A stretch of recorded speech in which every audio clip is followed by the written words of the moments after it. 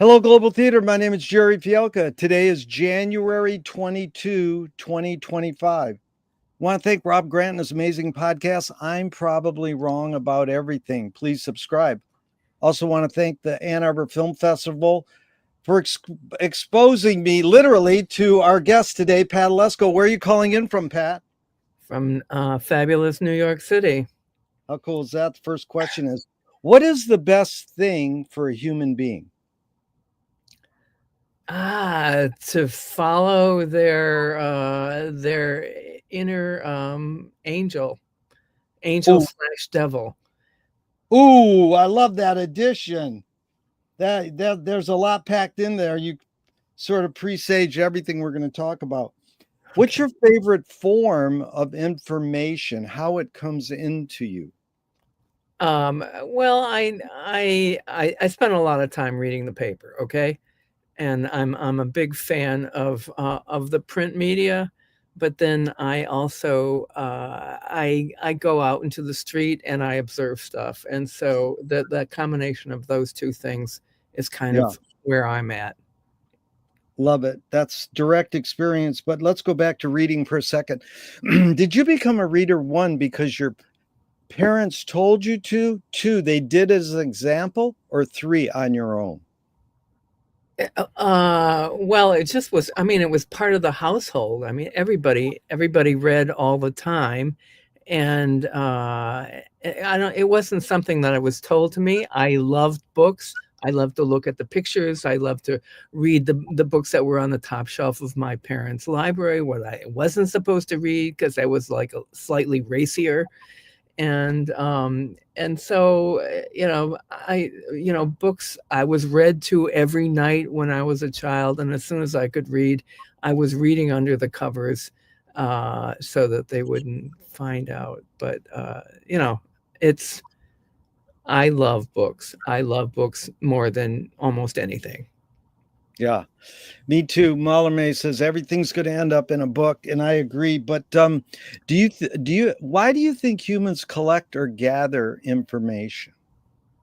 So that they can have a more nuanced, or anyhow information, so they can make opinions about life. It's not you can't just sit in your own space and expect to be a viable human being without like observing the world at large. And the larger the world is, the larger you can go into the world, the more intelligent, the more far-reaching, the more challenges that you have to your own intelligence, so that you have to make decisions that are like way beyond what you were brought up in, in the house of two people, in the house of four people, six or eight, something like that. But the farther afield you can go, the more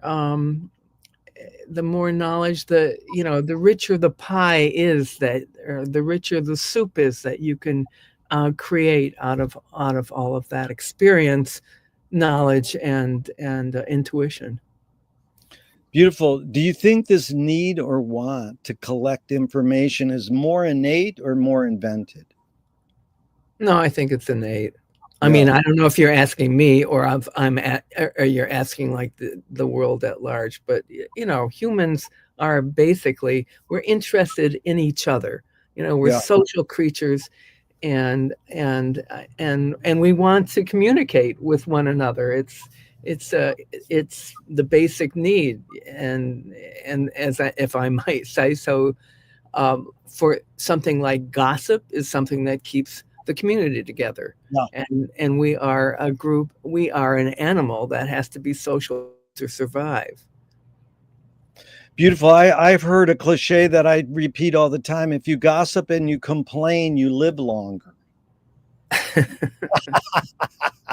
So, do thoughts create emotions? Yeah, of course they do. It's directly related to all of your experience, and your experiences create those emotions. You see something, you recall what it's about, you recall your experiences thereof, then that creates that emotion. Unless you're a dead person, that's how we relegate those thoughts into passion or boredom or complacency or invention. It's everything. One is related. They are together like that. Yeah. Fill in the blank. I don't know what I think until it comes out of my mouth. Wow. McLuhan said that. I don't know what I think until I say it. Joan Didion says, I don't know what I think until I write it. So can humans think without language? Well, yeah, of course they can. And how would we know that they couldn't? I'm sure there was language from the beginning, even if it was only and I'm casting dispersions about something that I know nothing about. But animals communicate, and it doesn't necessarily have to be words, but they communicate in whatever their medium is. If you're a whale, or if you're a chimpanzee, or if you're an ant, you have a capacity to communicate, because that's how the species keeps going. Yeah. Chomsky says a language is not just words. It's a culture, a tradition, a unification of community, a whole history that creates what a community is. Pat, what do you do when language doesn't work? When language breaks down, what do you do? I make stuff. Yeah. Beautiful. So, and that is probably my best expression, because in doing my work, it comprises of visuals. It takes place in time. It encompasses direct interaction with the audiences. It uses words. It uses sound. It uses the environment. It uses the situation. It uses emotions that flow between myself and an audience. Your observations of humans in general, are we more thinking beings or more feeling beings? I like to think that we think, but the feeling starts the thought process, and you can actually see it. You can see it in someone's eyes. You can see it in the change of their face, and so it's integral to how we, the eyes. You're looking at everything, you're feeling, but primarily visuals are communicating with the rest of the body and the other senses as well. I mean, the much underrated sense of smell adds to it, the sense of touch, hearing, but it starts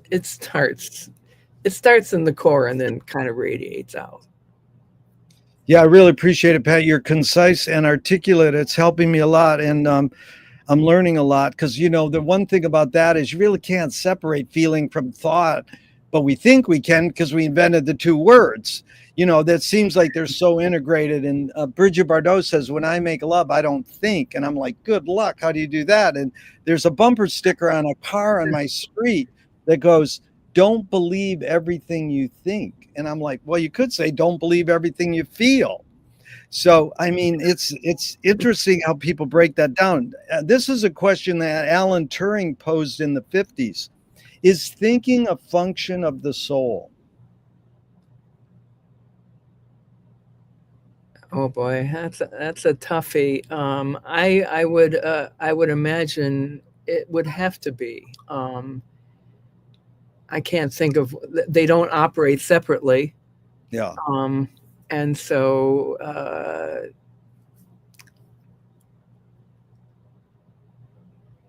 no, they don't operate separately. They're fingers on a hand. They're integrated with everything else as well. I agree. The second Turing question is, can machines think? No. They can Very, calculate. yeah, They can calculate and derive and expound, but they can't think.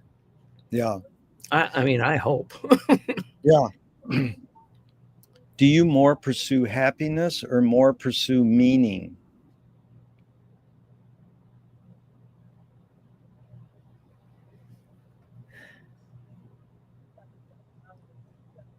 No, it's meaning. It's meaning, absolutely. But my work, okay, it's totally meaning, but my work makes me happy. And so, without, if I'm not working, then then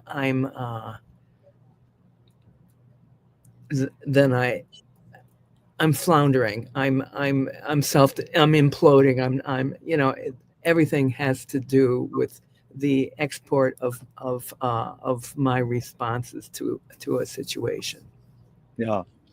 I got it from Viktor Frankl's book, Man's Search for Meaning. He says, meaning tends to last, happiness doesn't tend to last. So it's interesting how you broke that down. I appreciate that. Does the brain more detect consciousness or create it? Like, is consciousness there bubbling away and we're more so detecting it or more so creating it? No, I think we're creating it. Yeah. Uh, What's fast? Go ahead. no, that I've, no, That there's no that's but. what's faster, speed of light or speed of thought?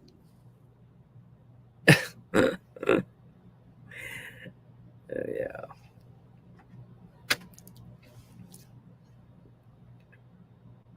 No, you have to go through too many rooms for speed of thought, to dust speed of light. No, it has to be speed of light is much faster. The brain is way too complicated to have like a thought that you could elucidate um, clearly before light hit it. Yeah. Audre Lorde, the poet, said, you can't dismantle the master's house using the master's tools. Her colleague, Yvonne Rainer, said, you can if you expose the tools. What new tool do you suggest?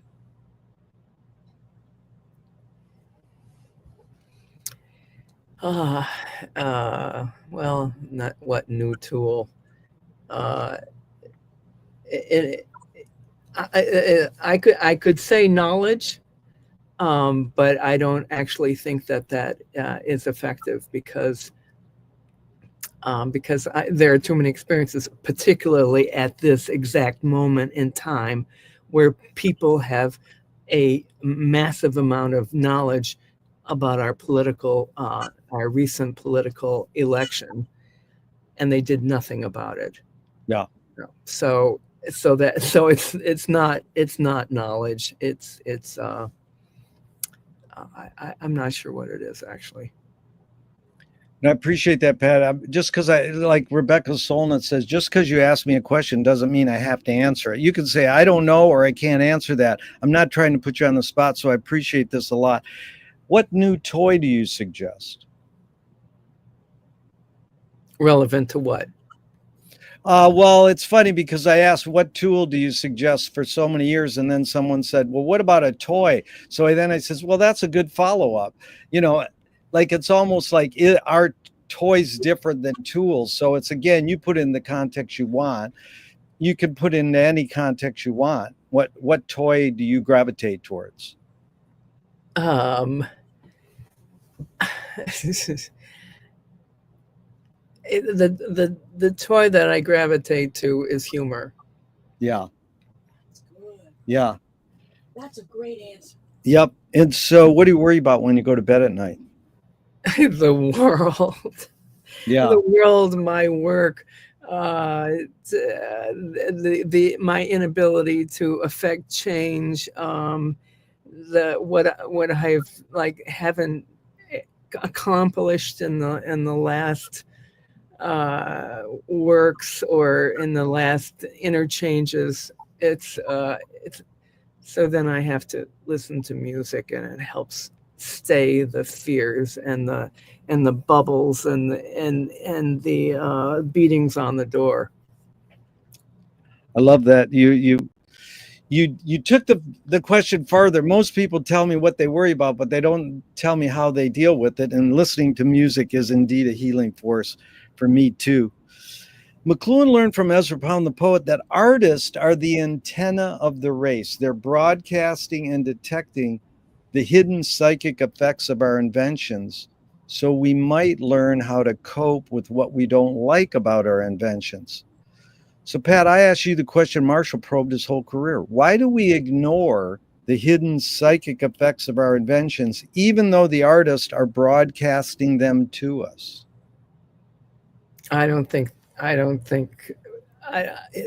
Because there's too much input, and I don't think that you can hit people on a good day.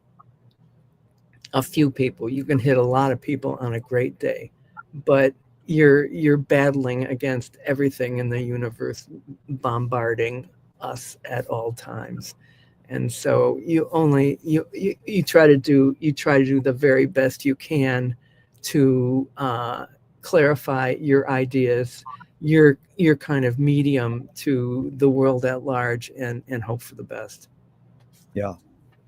Do artists have moral obligation? Yes, they do. Yeah. Are you more afraid of new ideas or more afraid of old ideas? Old ideas. Yeah.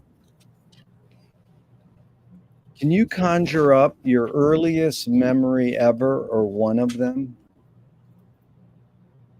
Yeah, it doesn't put me in a very good light, I must say, but I was very, very young. I think I could have been 2 or 3, and my mother had gotten me a pair of ruffled underpants, and it could be I was still in diapers because it seemed like I had it was very large down there, and so I was so pleased with how it looked that I walked around the block in my bare feet, showing my new frilly underpants with ruffles all over them in yellow to everybody that was outside. And my mother was beside herself because she couldn't find me. And I said, "Oh God, was this an earlier harbinger of what I was going to be doing for the rest of my life, which was putting on something what I thought was spectacular and hoping for a response." But truly, I think that is the first, and I remember it very vividly. Beautiful. You really described it well. I could picture it. It's like the presaging the ozone parade or something. Is memory more a curse or more a blessing? Oh God, no, it's a blessing. Yeah, of course it's a curse, but without memory, you're nothing. And and as one gets, oh my goodness, older, if we can admit that here, I look at your white hair, I see mine. The idea of losing the memories that have built up over all this time. I mean, you're only you're a collection of memories. Yeah. And so, every time there is the proverbial fucking senior moment where you can't remember someone's name, you remember their circumstance, but you can't remember their name. It's terrifying. I mean, nothing is more terrifying than losing your memory, in my opinion. Yeah, it's. I remember people's email address and forget their name. Then you're really in trouble. But James Joyce nailed it in Finnegan's Wake. He said, "Remember to forget." Okay. Tell me someone within your immediate family who had an impact on you, and what was that impact specific? I loved my mother. I was so terrible to her so many times, and she did everything she could to support me. But my father had a very idiosyncratic view of life and sense of humor and use of language, and it affected me incredibly. He knew 7 languages, and he would always pepper his speech with words from these various languages, confusing us completely, and happily so. He did that, and he was always kind of using implements to make a very kind of bizarre, or even not surrealistic, but he was born on a farm, so he used implements at hand, and he would make jokes, not only verbally, but also physically, with various elements, and some, there was an irreverence there that was built into him that was so strong that I can only pinpoint as where it has come for me. It was caused a lot of strife in the family, I would say. At some times we had a long black Angora cat, an Angora with long black hair is what I mean, and much beloved in the family when I was a kid. But when the cat died, we buried it. But he thought that he couldn't really see burying the entire cat, so he cut the tail off and put a hanger through the tail and hung it in the garage, and he used it to sweep off the sawdust off of his workbench. It was like, my mother was horrified, but I said, I don't know, I thought it was kind of a great idea. What was the cat's name? Fluffy. Okay. Oh, and I did Fluffy. Not name my sister named her. Yeah, well, Fluffy is, he's still around.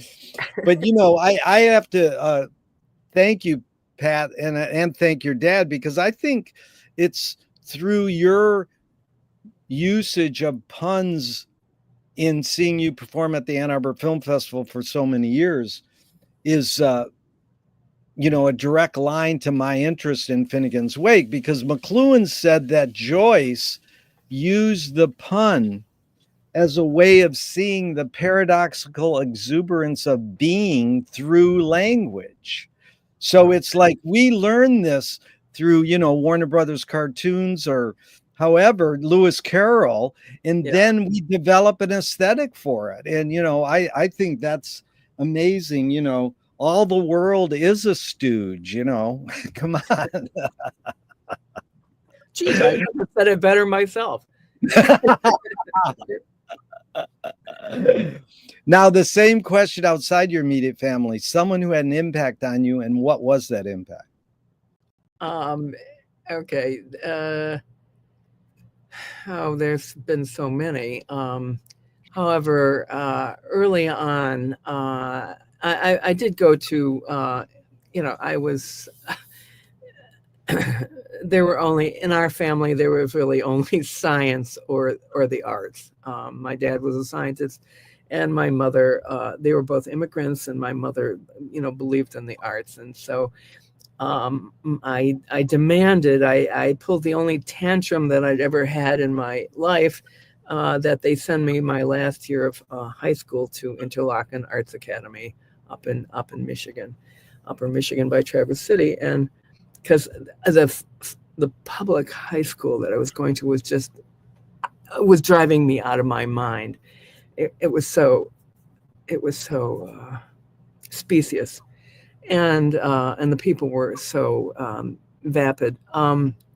So they sent me up there, and I had and I went up there the summer before, and I had an art teacher there whose name was Maud, and or that's what we called her at any rate. And so I played cello, I did art, I did a lot of things. And so I asked her at one point because it was my senior year, and I asked her if she thought that I had enough talent to be an artist. And to her great credit, she said, "Pat, I can't answer that, but I know that you have the character of an artist." Wow. And that was enough for me. That is such a great answer to your question. Wow. Did your parents raise you a particular religion? And, well, um, yeah, sort of Episcopal, but I mean, not very seriously. Do you pray? No, I don't. If God exists, what would you like God to say to you after you die? Nice job, Pat. Yeah. You did your best. You did your beast. You did your beast. You did. You have to excuse me. I'm a POB. I have to write all these great lines down so I can repeat them again. But I'll give you credit. You did your beast. Yeah, right. That's all I want is a credit. Do evil people exist, or does evil use people as a vehicle? Oh God. I can't really answer that. I can't answer that, and I can't answer that without prejudice, given the contemporary, the moment that we're in right now politically. So I'm overwhelmed. Yeah, I'm overwhelmed. No, totally understand. But how would you advise someone to deal with an enemy? And I'll set it up with a few modern thinkers. Alan Watts says, if you acknowledge your enemy, you empower them. Coppola stole from the Mob and the Samurai, keep your friends close and your enemies closer. Right.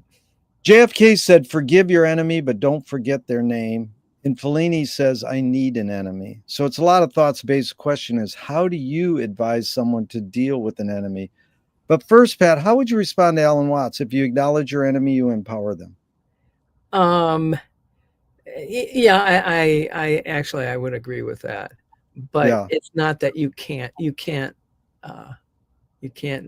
unacknowledge them. They're there. So whether you're saying out aloud, it's still existing in your brain. So you have to, having an enemy will make you stronger, I think. Because you have to, like in a lot of the Eastern religions, you use the force against them. It's really well put, because that's what indigenous American Indians say. Your enemy's your best teacher. But Nassim Taleb said games were created to give non-heroes the illusion of winning. In real life, we don't know who wins or loses. Does punishment work? One would hope so. And given my experience, it does have an effect. Yeah. But then there's also the old saw, let no good deed go unpunished. Yeah. And that is also true. So I don't believe the world is separated into good and evil. It's there in all of us, both of them, and it's just the balance that you have to work at keeping in the devil in abeyance, and hopefully the angel using the powers of the devil to raise you above your worst, your trepidations, your worst fears for yourself.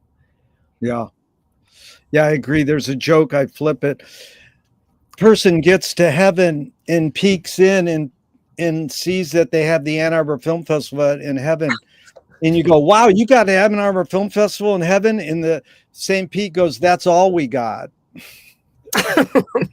and then the person goes to hell, and the devil's standing there, and he peeks in, and he goes, oh, you got the Ann Arbor Film Festival in hell? And the devil goes, that's all we got. So it is that word balance. So James Joyce was talk about film. James Joyce was the first projectionist in Dublin 100 years ago. He basically checked out. He said, this is stupid. Why should I go inside a building and see a movie of a tree when I can go outside and see a real tree? Faulkner says, sometimes the best fiction is more true than journalism. why do we have to recreate things in order to get them? Why do we have to go to a theatrical play of people acting out life? Why don't we just live life? Because the work of art has has siphoned down some aspects of it that they're highlighting and that they're making you focus on. And so, yeah, you can look at a tree, but that tree, or or that Empire State Building that you're watching for 24 hours is showing you, making you go through a lot of emotions yourself, a lot of thought processes that you wouldn't have, because we're constantly barraged with everything in the whole wide world. So without art to actually focus on various aspects of it, we'd be lost. Yeah. I mean, the caves of Lascaux, right? I mean, there's no reason why they had to do that, but they had to do it because they wanted to highlight, in my opinion, the glories of the hunt, the fantastic aspects of those animals that they revered, that they had to kill because otherwise they couldn't live. I mean, art is like, I mean, it's the most primal source of human output of human, I think. Yeah. It's good. Really put it well. And I'm curious, we're going to get deeper into art soon, but there's a couple quotes I'd love for you to respond to if you could. Art is making your problems other people's problems. Any comment? I'm not saying I believe it. Some artist said that. Well, I don't think that's a bad thing. Yeah. I mean, what? I mean, if it was a bad thing, then nobody would do nothing. Yeah. And so you have to do what you're going to do. Nobody's making you read that book. Nobody's making you look at that film. Nobody's making you come to my performance. All this thing is like free will. So you can do it or not. Yeah. And the less you do, the stupider. Never mind. Stupider you. Wait, there was another Patism there. Well, that was a fellow Michigander, Mike Kelly, said that one. But this I love Mike Kelly. I know, I do too. He's a hero. This is a poet, Fanny Howe. The point of art is to show people that life is worth living by showing that it isn't. I don't know what that means, but I'm curious if you have any reaction.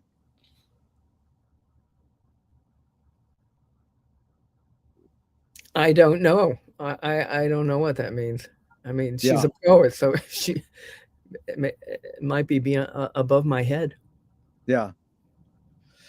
So, Pat, walk us through your tipping points. When did you decide I want to be an artist? I mean, it's somewhere between when you were parading down the street in your underpants to when you said, hey, take me to Interlaken. But is there, are you going to art galleries and art museums growing up, and your mom's an artist? Did you go, oh, that's what I want to be? Sort of like, where's your tipping point to realize that was your calling?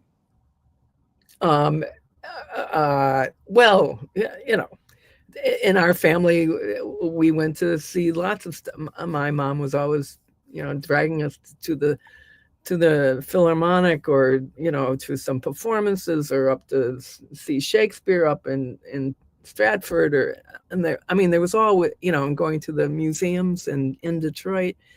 But the moment that I realized that I was going to be an artist, and that was what I was going to be doing, was in kindergarten, and we were told, they gave us paper and pencils and so forth, and they told us to do a self-portrait, and so I did, and it was so obvious to me that mine was the best in the class, and I said, oh, I'm going to be an artist. So that is early. That is so cool. But then where's your tipping point to become what I consider you as a performance costume artist? I mean, I loved reading some of the interviews with you online where you were so articulate, especially recently with your show. There were some really good articles and interviews with you. And one was talking about, you were doing performance art before they called it performance art. I mean, It's that, true. and it is like, I've studied the history of performance art, and the people I tend to agree with say it started when Jack Smith was doing it in New York City and Alan Caparel was doing it out on the West Coast, and someone was starting calling it performance art. I mean, performance art goes back to centuries before, but it's sort of like the genre as a specific. So, I mean, where was that tipping point where you were like, well, I can draw my self-portrait, I know I'm going to be an artist, but that's traditional fine art where it's pencil drawing or painting, and you've incorporated sculpture and so much more in your art. It's so multimedia and film. Where was it where you were like, I think the line I loved the most was no peril when properly apparelled. That's a Pat Oleszko original line, people. Yeah. So I mean, properly apparelled. I mean, that's what you're in a way, you're a apparelled artist, right? I mean, costume and performance. Where was that kind of tipping point? I can do that. That unparalleled moment. That very specifically was, well, in high school, I tried out for the theatrical things, and I never got it. I was always the understudy, so I had to make the costumes. So, which was fine, or I did the sets or something like that. But when I got to college, and I had a class with Milton Cohen, there was a project where we had to, it was around Christmas, and you had to design a gift for him or his assistant, his graduate student. And so luckily I drew his graduate student, whose name was Ron Gosowski, who was like a big motorcycle guy. And so I made him this Hell's Angel belt with 10 penny nails and chains and bones and knives. And then I constructed a small coffin, and I nailed it in there. And then I buried it in the courtyard and put a tombstone on it, and gave Ron a beribboned shovel, and told him to dig it. And he had to dig up this thing and crack open the coffin and then get the belt. And so this was a clarifying moment, because it was the first time that I thought about what people did as a relation in relation to what they wore. Yeah. And Milton was, he was talking about Larry Rivers' wife wore like every color of blue in one outfit. And, anyhow, but that was the singular moment, that I went on to build everything else off of. And I mean, the other aspect of it was that I wanted to make big sculptures, and I never learned how to weld properly to this day. And so every time I would make something, it would fall down. And this was rather humiliating in the art school, because my compadres were all men, who I love, nonetheless. But anyhow, so I started working at home and casting about for an armature that I could hang these sculptures on. I realized I was 6 feet tall, and I could hang them on myself. And in this moment, that was the Aufklärung, the moment where I became pedestrian sculpture, and that sculpture walked out the door and into the world at large, and I never looked back. Thank God. A screenwriting teacher told me that great art is when you can clearly see the intention of the maker. Kubrick says the opposite. Great art is when you can clearly not see the intention of the maker. What role does intention play in your creative process? Well, it's everything to me. But I am, I have to fulfill whatever this kernel that has been gnawing at me. I have to make it visual. I have to make it live. And it has to complete my idea of the tenets of my work, which I have to deal with a strong visual. They have to have deal with humor and absurdity, and many other things. But that's my intention. How people read it, I have no idea. I don't care. But my main focus is to be able to get it up and out there. And then, I can't control it after that. Really good. You have ESP because you anticipated the next question, but I'm going to ask it anyways, Pat. It's Duchamp said there's no art without an audience. How much are you thinking of your potential viewer or user or observant when you're making your art? Well, either a lot or not at all. I know that the piece has to be made. And it's not gonna be here in the studio. It has to go out into the world somehow. So I will think about it and consider what the audience is by putting it on whatever situation I eventually decline, whether it's on the stage, whether it's in a film, whether it's on the street, whether it's just passing by or doing some kind of ad hoc thing. So I'm always thinking about it, and might I also add that in doing so, every time I go out in a new piece or with a new piece, I'm terrified. Wow. You sure feel like you have confidence when I've seen you. So that's what's inspired me both, that you did this and you had the guts to do that, go out there on the street and do that. McLuhan says everything we invent extends some humanness, like knife and fork extends our teeth. The shutter in a camera may extend our eyelid. And maybe even non-tangible, say religion or philosophy, extends consciousness. What is the costume as a tool, as a something you work with? What does the costume extend? What humanness does the costume extend for you?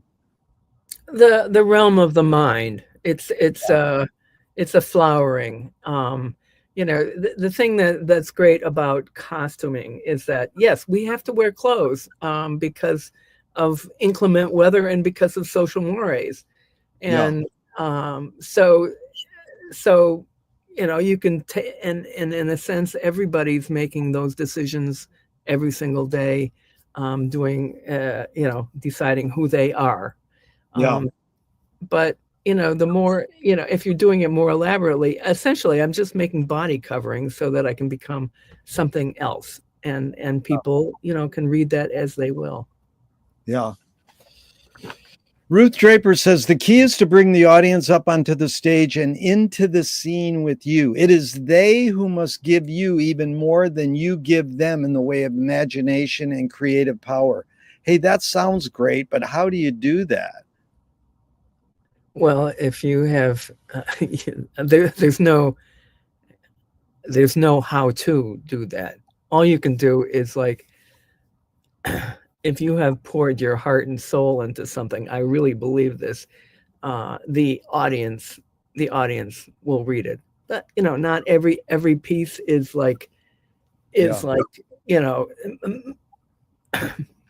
your magnum opus. But if your aim is true, if you're actually doing something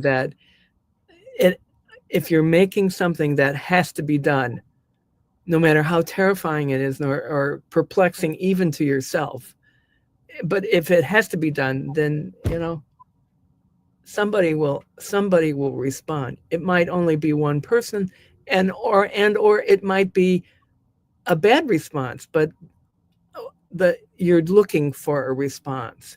And if it's for the quote bad response, oftentimes you learn far more about your life, your work, than the positive response. As a matter of fact, you do, because the humiliation. You remember the tragic diary of Zero the Fool? And the guy was like walking around, oh, the humiliation, oh, the humiliation. And for anybody that has ever failed with their work, and in my work, the work doesn't exist without me. So it's like, okay, I'm putting all this shit on, but I'm not like hanging stuff on a wall and then going home and changing my clothes and coming back for the opening. I can actually see whether people like it or they don't like it. And it's fucking grueling. Oh my! It's awful. And if they don't like it, that means they hate me. They hate everything I stand for. They think that I'm a sham. They think I haven't worked hard enough. I mean, it's. Hey, you're far from a sham. I've had, my interview with Mike Kelly's on YouTube, and about the 5th comment down, he says, I find the interviewer problematic. And I'm like, finally, somebody was listening. But here's Leonard Cohen. You touched on this. The only way you can sell a concert is if you put yourself at risk. And if you don't do that, people know. What role does risk take in your? It's everything. It's everything. But where's that courage come from? If it's everything, what's the source of your courage, or what? Well, because I believe in the, I believe in the strength of my ideas, and like, okay, very simplistically, I think I thought I was an artist since I was like in kindergarten. Okay. And then I went to art school. I learned how to be an artist. And, and so that's what I have to do. Like, okay, I learned how to be an artist. So I have to go out there and do it. And also, in my business, which is like wearing my ideas, as we all know from those moments of Halloween or Mardi Gras or whatever, you become somebody else. And so in one way that's it brings people to you because you're no longer yourself. You're not your like pile of negativity or like, false hope and everything. But it brings people to you, but it also protects you because you're not actually yourself. So, I can retreat into my character. I don't, but I can retreat and say, oh, well, the piece didn't work. Anyhow, those are my inner demons that I have to argue with. Well, this is Viola Spolin. If the audience cannot see your struggle to achieve something, they cannot root for you to achieve it. What role does struggle play in your creative process? Yeah, no, that's private. That to me, that's meaningless. Yeah. If I have an idea, the struggle, the struggle of trying to bring it to fruition, your idea might be too big for your abilities. Okay, that's the struggle. But, you have to project confidence or the dogs will come after you. That's funny because one of these great rock stars I interviewed, I says, what role does risk and struggle seem to be connected somewhat? Maybe they're different. He says, I leave that in the dressing room. So it's like you have to go out there and act like you know what you're doing and have confidence. Yeah. So Milan Kundera, he wrote a book called The Unbearable Likeness of Being. He says, this is why I love writing, because the character that I'm writing about can go further than I can. And I know that writing is part of your art form, Pat. It's not just sewing. You actually you have these ideas that have to be somewhat written out because you got to, get grants. You got to fill out these forms. So there's writing involved. That sounds romantic to me. Kundera going, this is why I love writing, because the character that I'm writing about can go further than I can. I don't know how can you write something? How can that go further? I know I have to agree with you. It does make sense to me, but writing is just it's just another tool. Yeah. That express that, if you're good at it, and you work at trying to be good at it, because a lot of people demand that you be good at it. You're not going to get a residency. You're not going to get a grant unless you can like somehow give a clue to your whole vision of the world in words. So, which is, I mean, I have to scale myself way back because, you can't put people off by like having such, they're not reading Finnegan's fucking Wake, or, they have to understand what you're doing. And if I get too indulgent, then they kind of, they're reading 800 of these things, it's like, you have to be clear, but you also have to be charismatic. Yes, that's good. This is a poet critic, Helen Bendler, just died, and in her obit in the New York Times said, "I write to explain things to myself." That's good. Yeah. But Steve Martin always quotes David Mamet, art is a product of the unconscious mind. Well, how can you create art in the unconscious mind? Aren't you conscious? I mean, these, cognitive science, Lakoff says, oh, we operate like 5% consciously. 95% of us were operating subconsciously. It feels like we've been conscious for the last 50 minutes here. And then we'll wake up, right?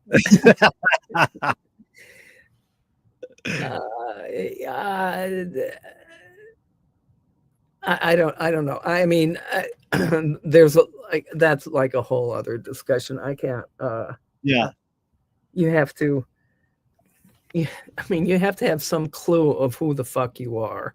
How you work. You have to be able to express that. You have to be able to find that.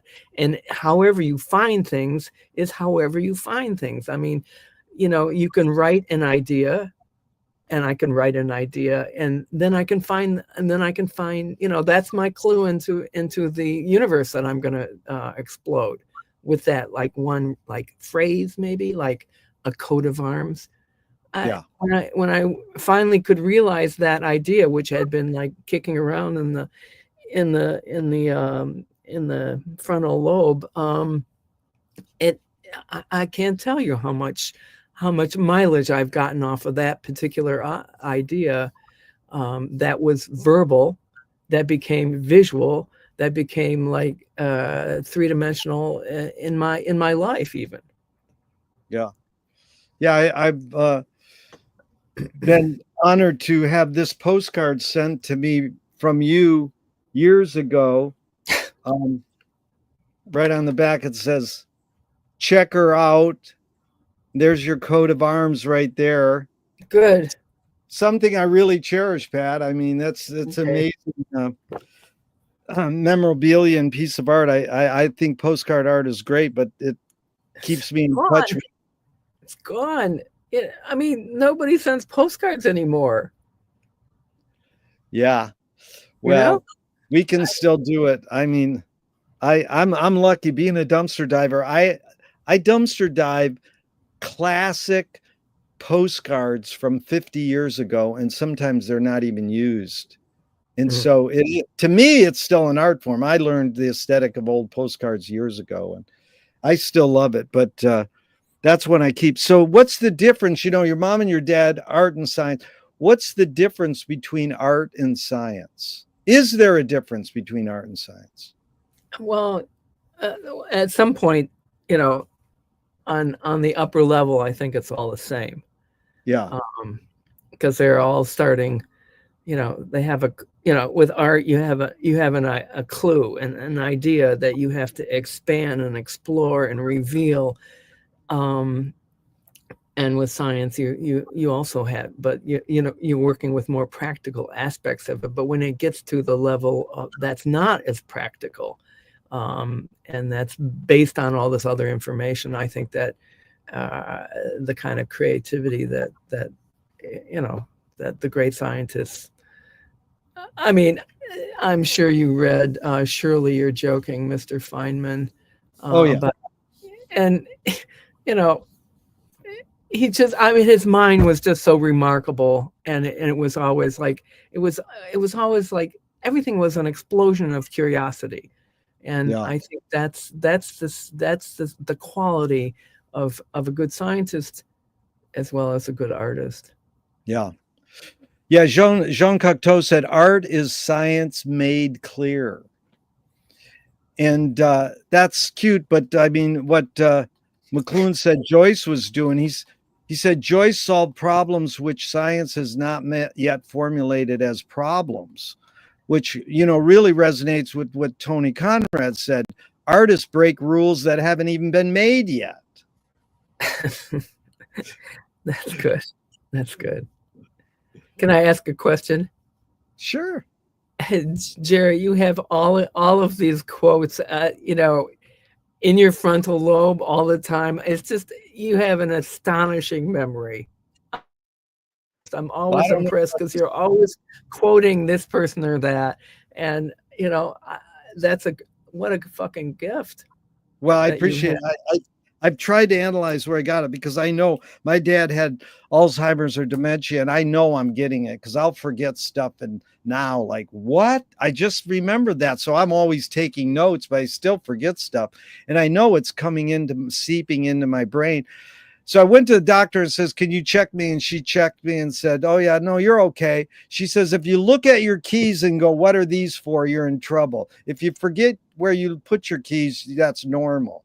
But I think if you're asking how did I develop that, I think it was because in high school I had a Latin class and I had to they had a quiz every day. So all I did was memorize the stuff and then I got straight A's. But I couldn't tell you anything about Latin now. I don't know or remember anything, but maybe I formed some sort of memory thing. I don't know what it is, but it is. But let's go into film a little because, again, I have to compliment you. You had a huge influence. My film festival is going to celebrate its 35th year in November. And one of our featured artists is doing exactly what I learned from you. And I know we discussed this because I did interview you 10 or 15 years ago about where'd you get this idea of performing in front of the screen with a picture or movie of you on the screen. So there were two Pats. There was the film Pat and there was a live Pat. Yeah. Now we know Buster Keaton did this in Sherlock Jr.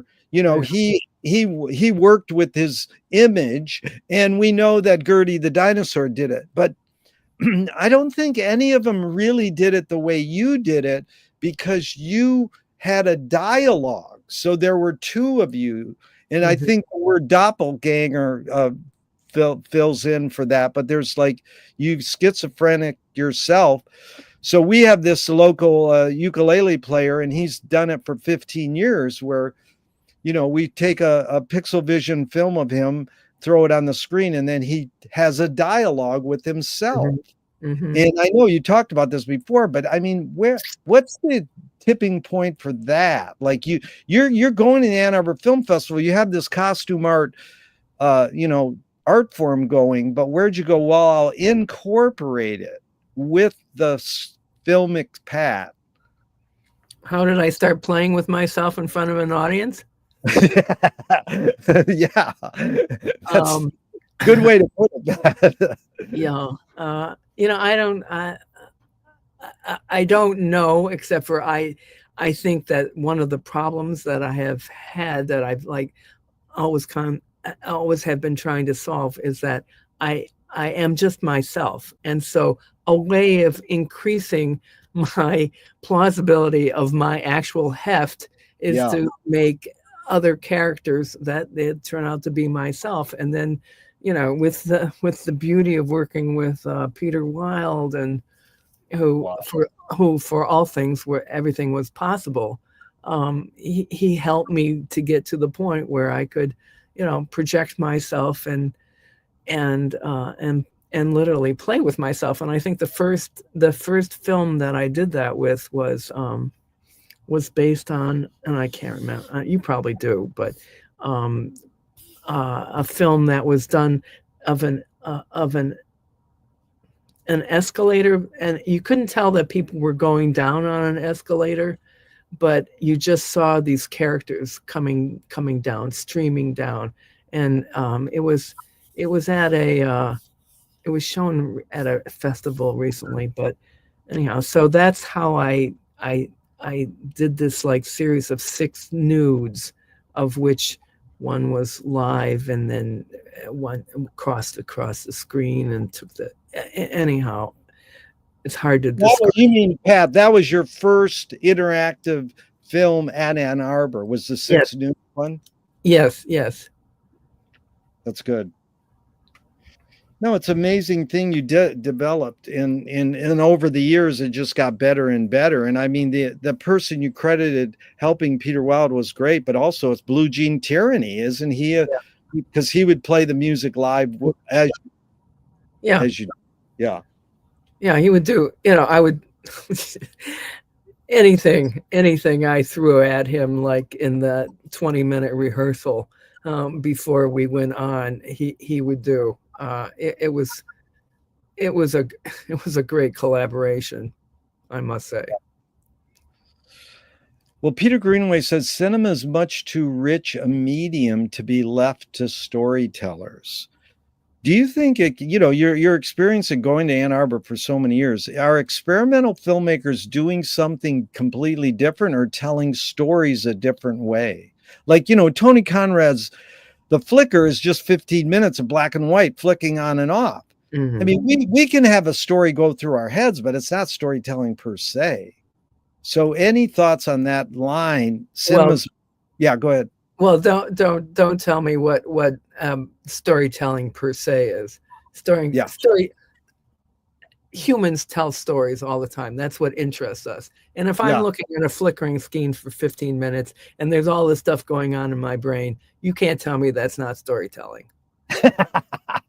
That you got me, Pat, because I usually followed up with Andrew Norr and said, if you put one frame next to another frame, that's narrative, that's storytelling. If they're both abstract, it doesn't matter. Yeah, and I have the David Robinson, who has long shot a lot of my movies. We've made them together. He said, you put any piece of music with any footage in it always works perfectly. Yeah. Oh yeah. It's really good. That's also storytelling. That is. But here's an interesting philosophy that I've developed. What are the services of disservices of marginalizing experimental film or ghettoizing it? Jackson Pollock was on the cover of Life magazine in 1949. Regular folks could start developing an aesthetic on experimental painting. There was no Bruce Conner or Maya Deren on Life magazine covers. Generally, it's privileged, entitled, rich art kids who develop an aesthetic and dominate the experimental film world.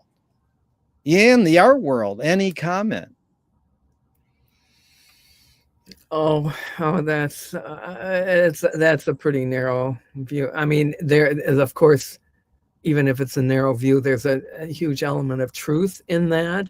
But maybe that was experimental film. But now that film has crossed the Rubicon into like it's available to everybody with little cameras. I mean, in the beginning, it didn't cost that much money to make films, and then it got to be very expensive. But now everybody can be a filmmaker, and you can't tell me that that there aren't massive experiments that are being done with with your iPhone. Yeah.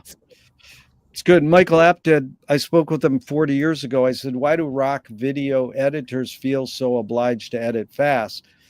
Most people don't know. Abel Gance invented rapid montage in 1922. But in 1980, when MTV started, it really, caused Marty Scorsese, as he claims, to edit his films faster because of MTV. So Michael Apted said, because we've learned to take in information faster. So I asked this question with a bias. Can we literally learn to take in information faster, or are we just brainwashed to believe we can?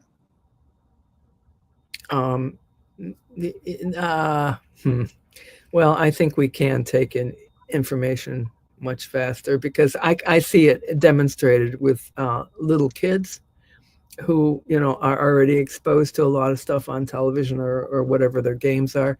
And I had a kind of riveting experience recently with the 6-year-old who I was thinking that she would like to see my film Footsie, which is Yeah. like, the fingers going around my body.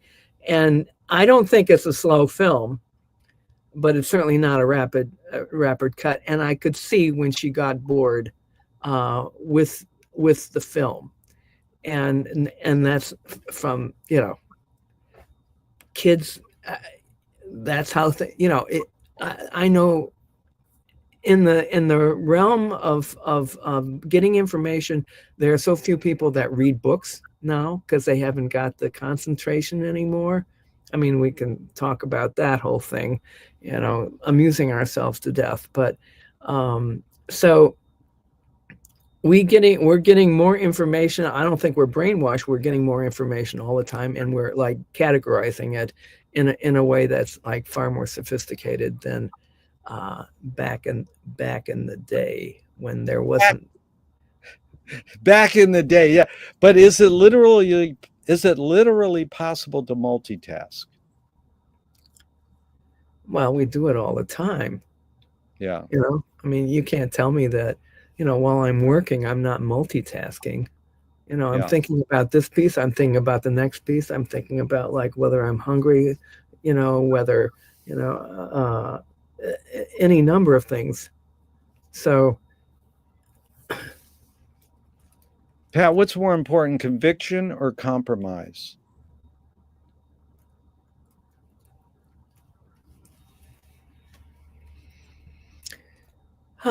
well, I imagine conviction is because you can always compromise. But if you don't know what you don't like or what's important to you, then you're lost. Yeah. So then you can't. If you don't know that, then you can all you're doing is compromising. You're not like following the belief of your convictions. You're also not allowing the fact that that those convictions could be skewered, or they could be changed, or they could be opened. Yeah. T.S. Eliot said poetry's outing your inner dialogue. What language is your inner dialogue in?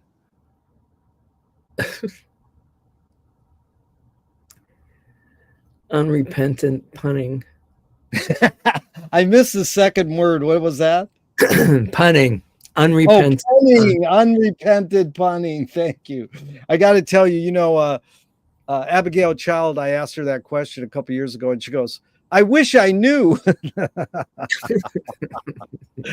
So George Manupelli, a hero to both of us, his mantra was ignore yourself. Jonas Mika says there's no self-expression. And Cecil Taylor says, I'm a vehicle and this stuff just comes through me. Is art making more self-expression or more you're a vehicle for whatever technologies, cultures, and environments are dominant? Oh man.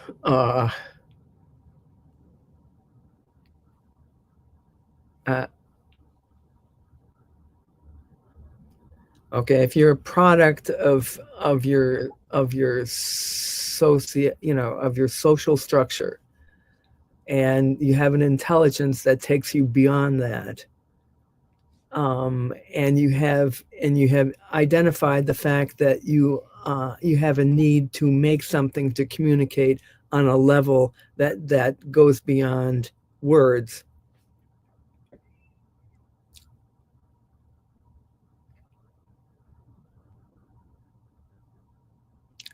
You're a victim of all of that, and so I can't get any closer than that. That was good, Pat. I appreciate it. But can art making be egoless? Well, no, never. No, because you have to put your best feet forward, even if it happens to be in your mouth. But you have to, That's good. You do your best because your ego is so fragile. Is perception reality?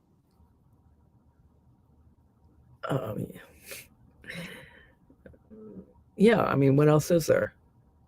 Wow. That's one of my favorite answers. That's the guy who made the fake experimental film, Uso Justo. He said, "That's all you got." So Lewis Carroll says, I believe as many as 6 impossible things before breakfast. Have you believed in any impossible things lately? Lately? Yeah.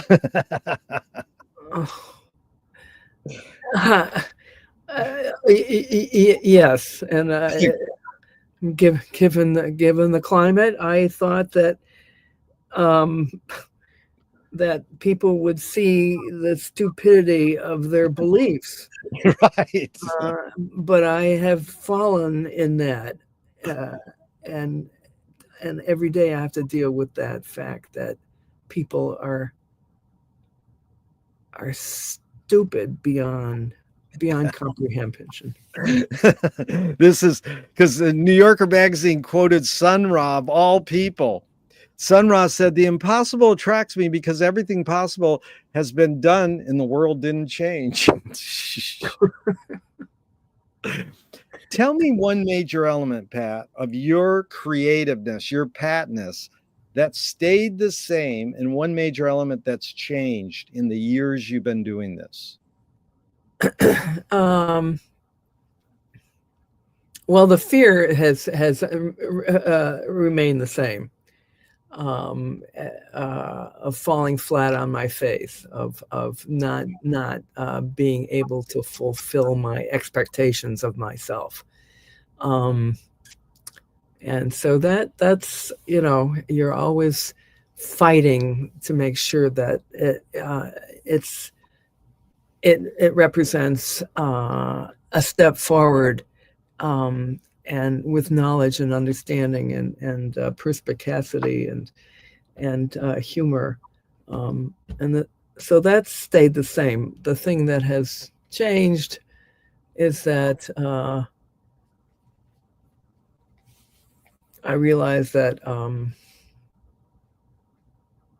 I'm never going to be able to change some people's opinions about anything. Yeah. Well, Moshe Feldenkrais works with healing and movement. He says it's literally possible to identify a weakness and incorporate it to become a strength, rather than we're normally taught to overcome a weakness.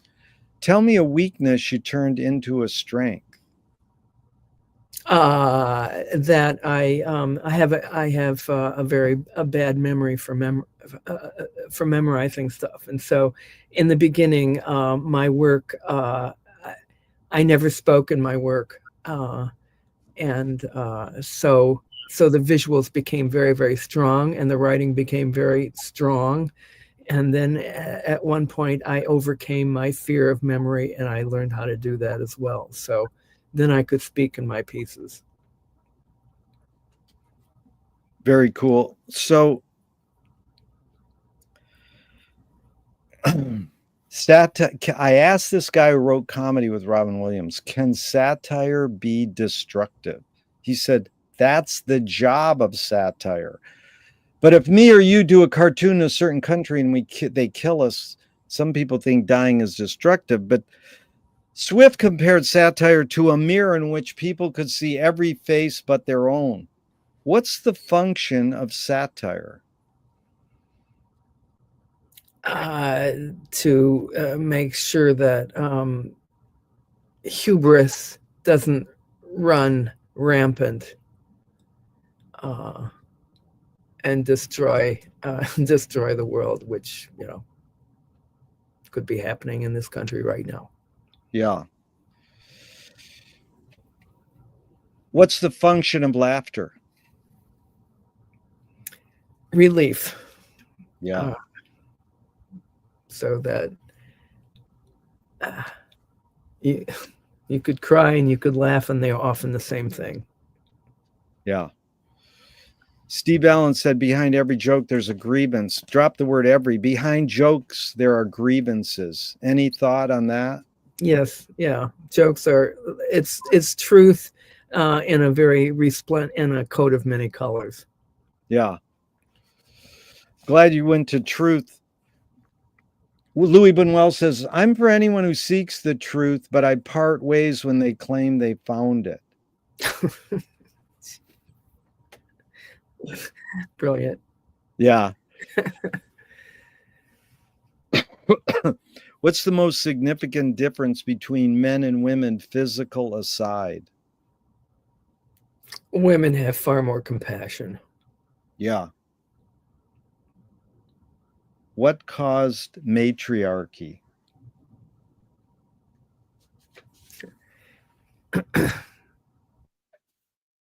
People were obviously a lot smarter in certain areas of the world. Duh! That's a great answer.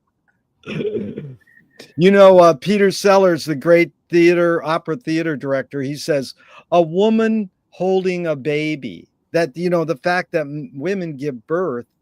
See, you know, I just did this big essay called Can Art Stop War? And it's basically saying people think we're hardwired to kill and to be violent. And I'm like, no, we're more hardwired to be compassionate and cooperative. That's how we're hardwired. And Maria Gombudas and Rianne Eisler, you know, kind of wrote all about this, but people still think, you know. So it goes into this idea, you create what you resist. That's an idea. Bob Goldthwait, the comedian, morphed it into you are what you hate. James Joyce said, it's a curious thing how your mind is super saturated with the religion in which you say you disbelieve. And Louis Buñuel nailed it. He said, thank God I'm an atheist. So this whole idea, I mean, any thoughts, Pat, on this idea, you create what you resist. Not you, Pat, but like one creates what one resists. Any thoughts on that?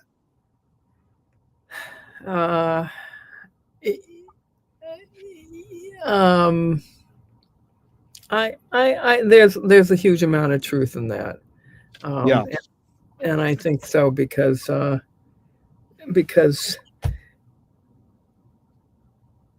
you create, I mean, boredom, dying of boredom is dying of boredom. You know, you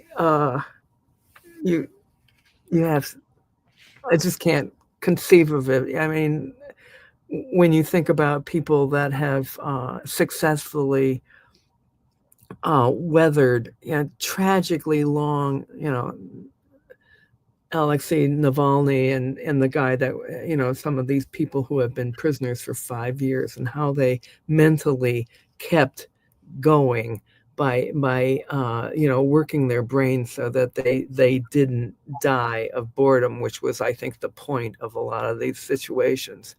You know, that to me is like,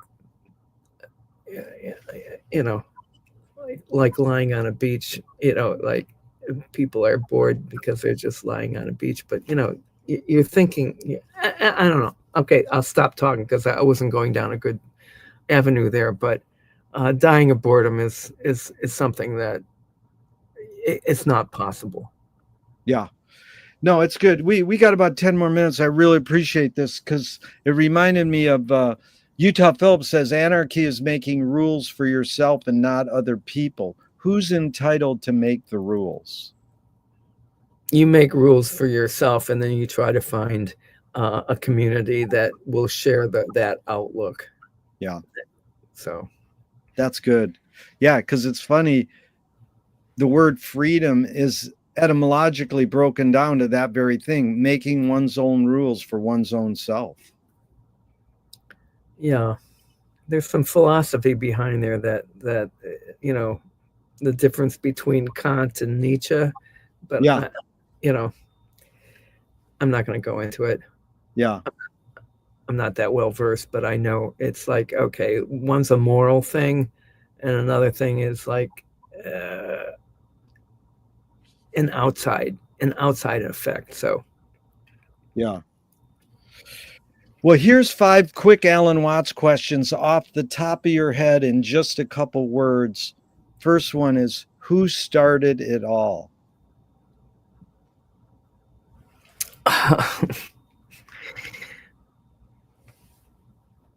We did. 2, are we OUI. OUI. We We. did. What's OUI translate to? Yes. Yes, that's in French. Yes. Thank you. Okay, number 2. Are we going to make it? Yes. Where do we put it? Where do we put it?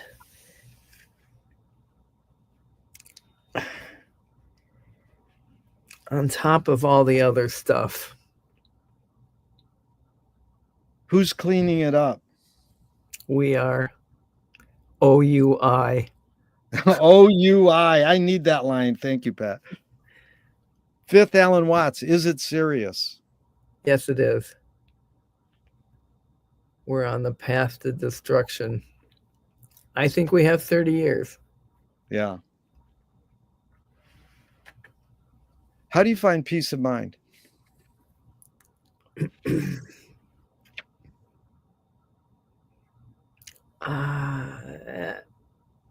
It sounds fairly prosaic, but being outside and looking at the water, or being in the water, preferably being in the water. You've been a swimmer for how many years? Since I was a kid. I just happened to have a picture I was looking at today. Me as a baby, a little older, here with my dad, and here I'm swimming to the island of Fear in Brazil. It's beautiful. How cool is that? Show and tell. Well, Yeah. it brings us to the word archive. I've been doing a project on researching that. 1400, we invented the word keep safe, free from harm. 200 years later, it's records preserved as evidence. But Charles Baudelaire said, if you try to make a statement long, deep, and rich, it will age very fast. If you try to only hold the day you are talking, it will last forever. Or David Lee Roth said, here today, gone later today. So is this need or want to archive more innate or more invented?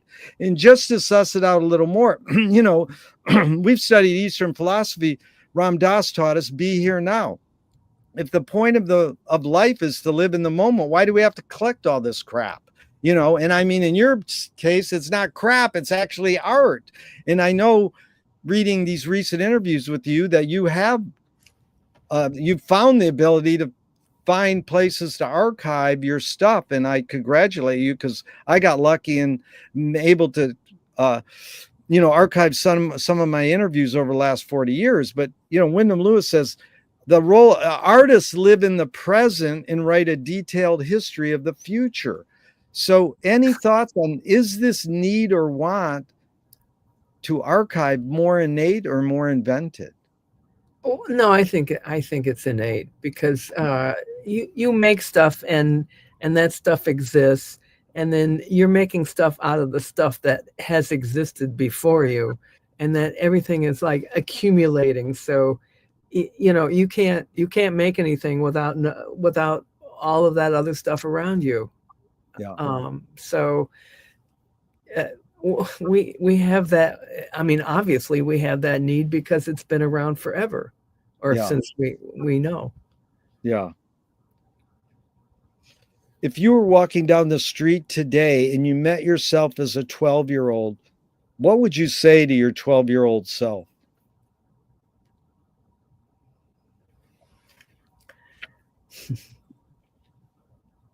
Well, at 12, I was on top of the world. But I could say, hang on to what you got and keep it. It gets better, and it also gets a lot worse. Yeah. If a publisher was to release your autobiography off the top of your head, what would the title be? The world is a stooge. Nice. They want to scent the glue in the binding. What smell? Lilacs. No, the smell of the sea. The smell of the sea. I like both of them. Lilac is a very Michigan smell. I miss it. Yeah. If a statue was built in your honor, where would you want it displayed and what would it be made of? Oh God. Where would I want it displayed? Bobbing in the ocean, and it would be made of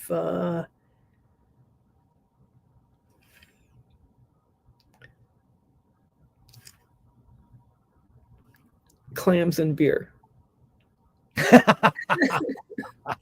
I like that the verb bobbing in the ocean. That is visually stunning. Pat, tell me something good you never had and you never want.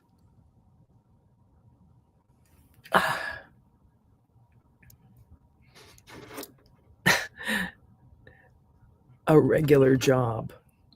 Oh my God, that is a great answer. See, people go, "How? That's an unanswerable question." A regular job. If you were in a vat of vomit up to your neck and someone threw a bag of shit at your face, what would you do?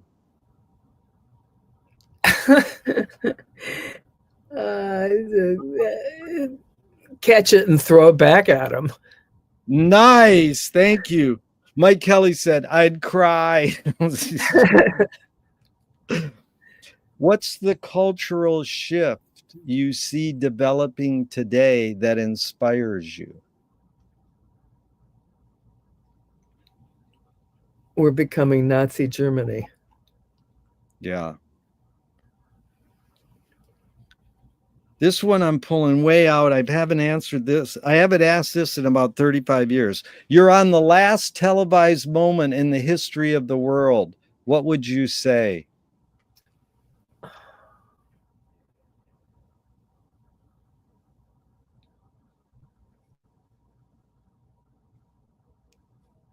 We tried our damnedest. Beautiful. What's a question that remains unresolved for you?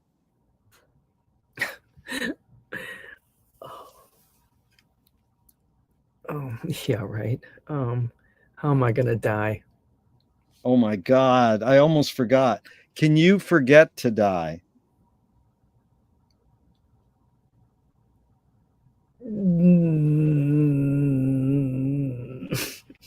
I don't know. I don't. Pat, I that don't was know. the best answer I ever had. That buzzing sound. The problem with that question is people don't know if I mean it literally or metaphorically. Well, a lot of your questions are like that. But the real doozy is McLuhan said all words are metaphorical. So then what is the literal a metaphor for? Right. Right. If all words are metaphorical, then, how can you separate metaphor and literal? But Pat, how has making art, doing your Patness shaped your behavior? Well, it's changed my life. It's changed me from being possibly insignificant to something maybe confident and full of myself. I like that. But I love that you said confident because you have explained to me that fear has played a big part of your process, but also now you're saying confidence. So you probably got this thing in the middle, which we call the resonating interval. The in between the fear and the confidence, there's something going on there. Yeah, well, it's like, look, I did this the last time, so I don't know why I can't do it this time. So you're building on your you're building on that, right? If the water was cold yesterday, it was cold yesterday, so I did it yesterday, so I'm going to do it today. Yeah. That's in the subgenius world. We say, pull the wool over your own eyes.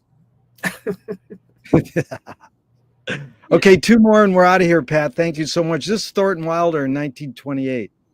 Art is confession. Art is the secret told.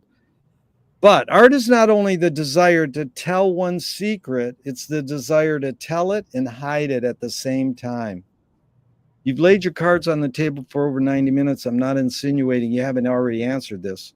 What's it really all about for you?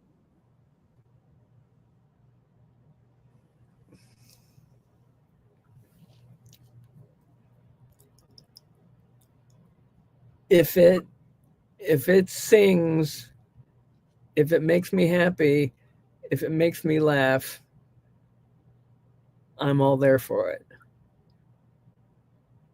Yeah.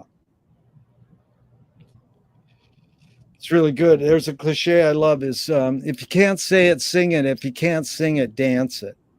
Right. And maybe for you, if you can't dance it, make a costume and walk it. That's a dance. That's a dance. Okay. That is a dance. Yeah, that is the dance. You're right. That's it. What gives you the most optimism?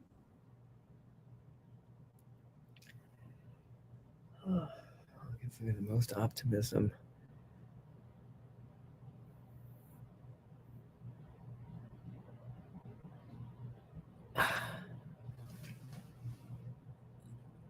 That I can still make my dreams come true.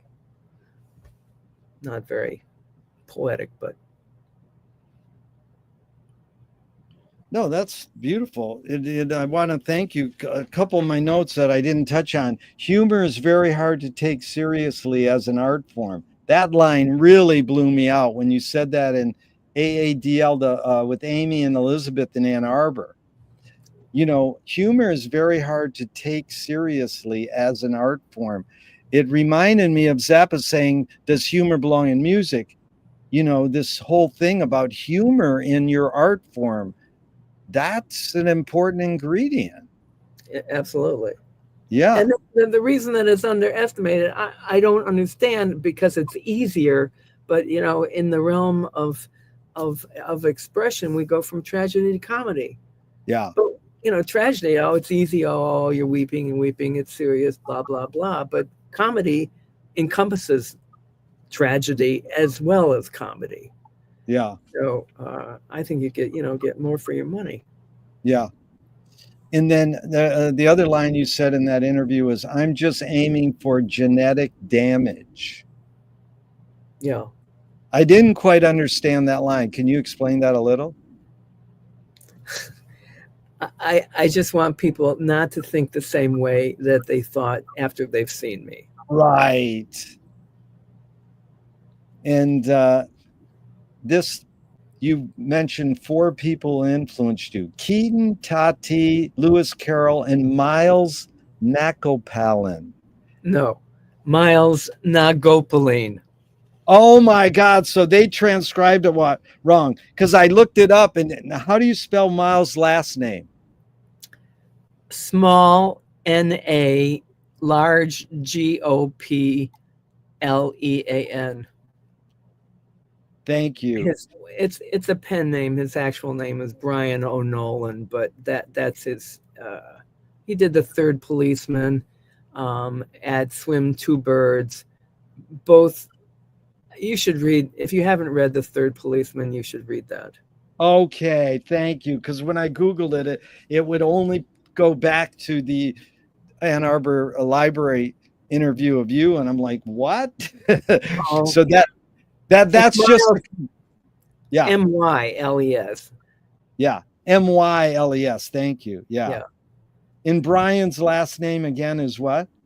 Well, that was his pen name for Brian O'Nolan. O'Nolan. Okay, thank you. Yeah. Appreciate that. So, Pat, it's been a pleasure and an honor, and I really learned a lot, and I thank you for your time. I just wanted to tell you, the first question I ask is, what is the best thing for a human being? Wilhelm Reich says the best thing for a human being is another human being.